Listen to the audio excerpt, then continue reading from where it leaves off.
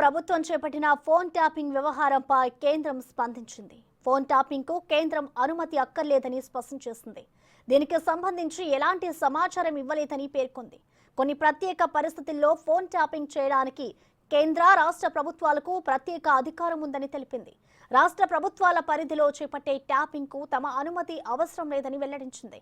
రాజకీయ ప్రత్యర్థులు, ప్రైవేటు వ్యక్తులతో పాటు హైకోర్టు న్యాయమూర్తుల ఫోన్లను ట్యాప్ చేస్తున్నట్లు పత్రికల్లో వచ్చిన కథనాల ఆధారంగా తీసుకున్న సుమోటో పిటిషన్ పై ప్రధాన న్యాయమూర్తి justice Alok Aradhe, justice T Vinod కుమార్లతో కూడిన ధర్మాసనం నిన్న విచారణ చేపట్టింది.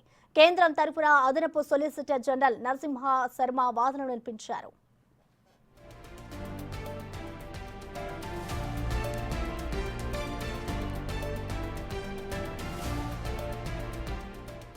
అయితే ట్యాపింగ్ ఎందుకు చేయాల్సి వచ్చిందన్న దానిపై కారణాలు నమోదు చేయాల్సి ఉంటుందని అదనపు సొలిసిటర్ జనరల్ దాఖలు చేసిన కౌంటర్లో ఉంది. వాటిని రివ్యూ కమిటీ సమీక్షించి ధృవీకరించాల్సి ఉంటుందని, ఆ ఆదేశాలు 60 రోజుల వరకు అమల్లో ఉంటాయని అందులో పేర్కొంది. గరిష్టంగా 180 రోజుల వరకు పొడిగించుకునే వెసులుబాటు ఉందని, ట్యాపింగ్ తాలూకు రికార్డులను 6 నెలల్లో ధ్వంసం చేయవచ్చని అదనపు సొలిసిటర్ జనరల్ కోర్టుకు తెలిపారు.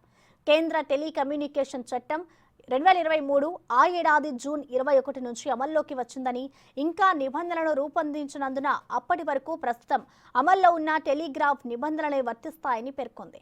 కొత్త చట్టం ప్రకారం అనుమతి లేకుండా చట్టవిరుద్ధంగా ట్యాపింగ్ కు పాల్పడితే 3 ఏళ్ల వరకు జైలు శిక్ష, లేదంటే 2 కోట్ల వరకు జరిమానా లేదా రెండూ కలిపి విధించవచ్చని పేర్కొంది.